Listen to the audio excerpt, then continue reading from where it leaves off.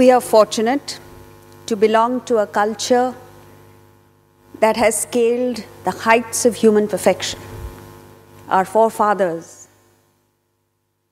conceived of the possibility of perfection among human beings, reached there, and prescribed a pathway that inspired generations of Indians thereafter to attempt to get there, and some of them even reach there.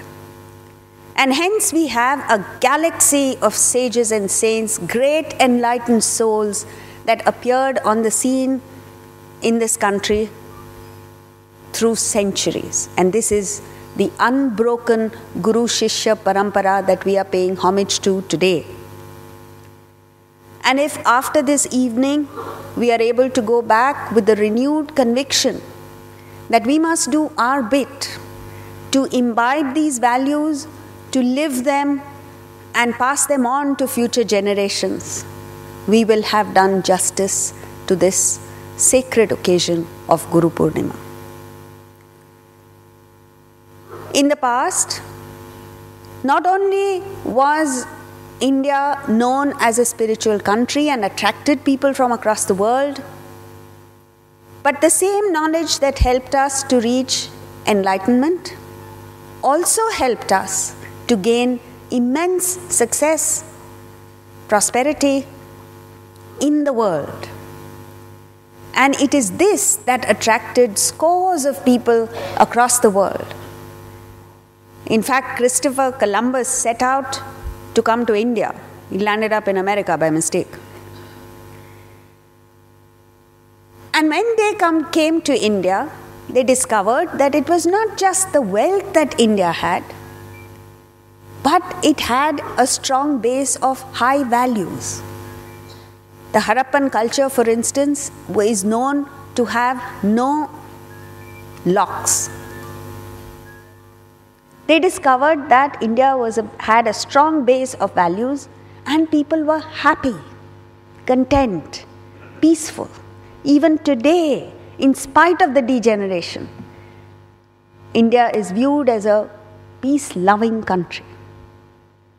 So, now against this backdrop, take a look at what is happening today. There is discord, there is discontent, there are battles being fought,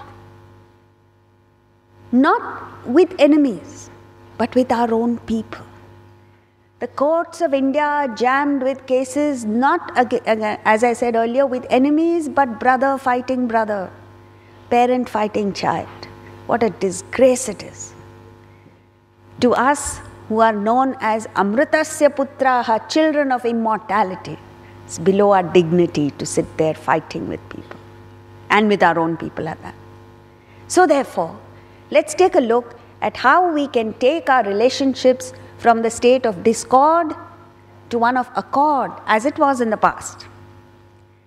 In the past, up to a few generations back, people lived harmoniously in joint families. Today there may be still joint families, but there is no harmony. Organizations had no attrition rates. Generations of employees worked for generations of employers in an atmosphere of cordiality, trust, and happiness. You know, there were two friends who met after many years. They were school friends. And they were discussing how things are with each other. And one man told the other, you know, I've been married for 25 years and our marriage is based on trust and understanding. So the other friend was most impressed. He says, no, you don't understand. My wife doesn't trust me and I don't understand her. So that is the state of affairs today. There was a tremendous sense of community spirit and national consciousness. So there was an informal welfare state where everyone was looked after. But everybody contributed their might, less or more, that was not the point. And this continued for centuries together.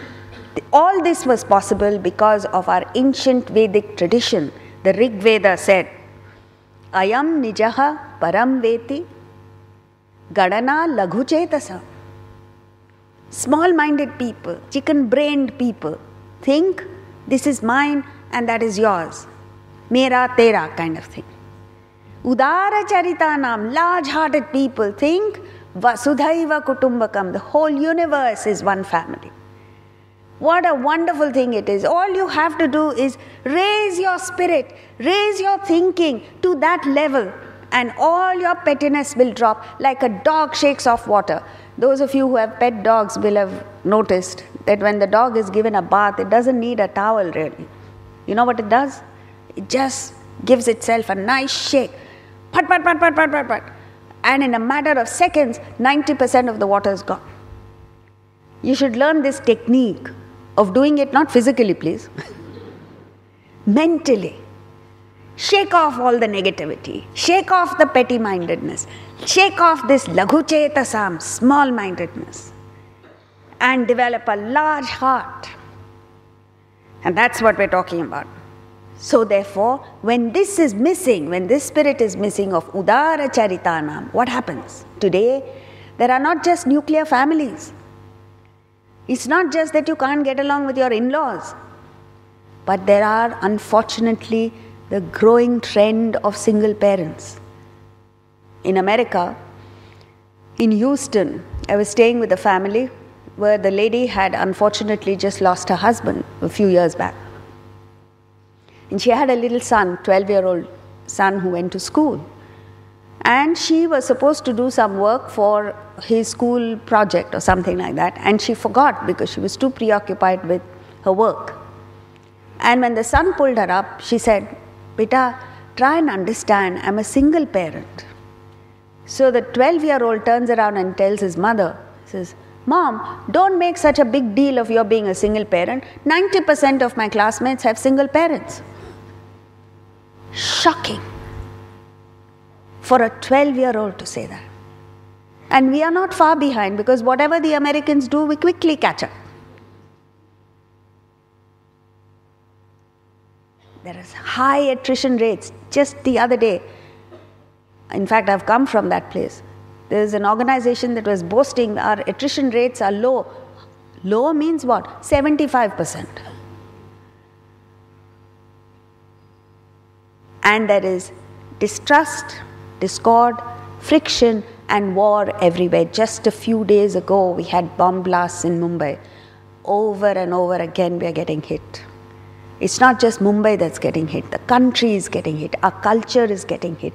It is a wake-up call for every one of us. Why is it happening outside? Because there is discord and hatred within the hearts of each one of us. And this is what we need to remove. It's only when you remove the discord from within that the friction from outside will go. So you can't pass the buck on to someone else. We are the perpetrators of all that is happening around us. Because what happens is, you feel a sense of insecurity. You feel threatened by people around you. You create imaginary enemies. And unfortunately, in your warped state of thinking, you view benefactors as enemies. You view well-wishers as competitors. And you view partners as opponents. And this is what is the problem. So, as Swami Ramatirtha said, the root cause of all this is ignorance. Why does he say ignorance? Because everything stems from selfishness. In fact, in the Gita, Krishna tells Arjuna in the 2nd chapter, all your problems come from two things: wrong identification and attachment. And it is this attachment that we are addressing today, and wrong identification. So what is attachment? Attachment is love polluted by selfishness.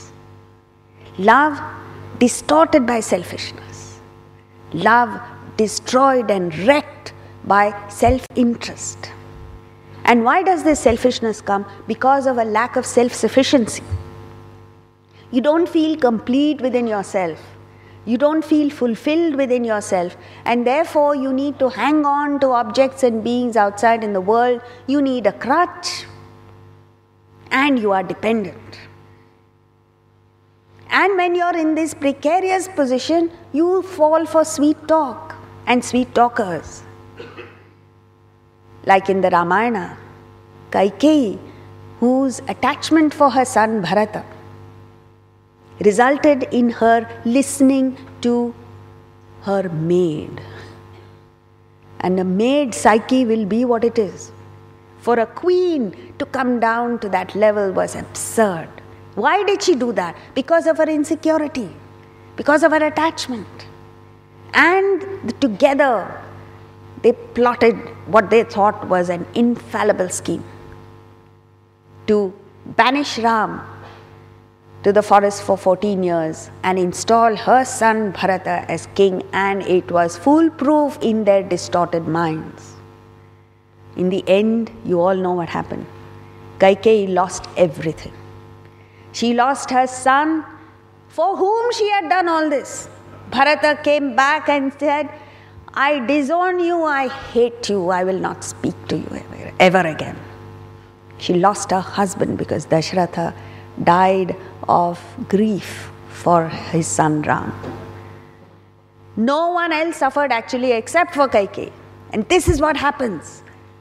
So you must deal with that insecurity before it starts manifesting itself.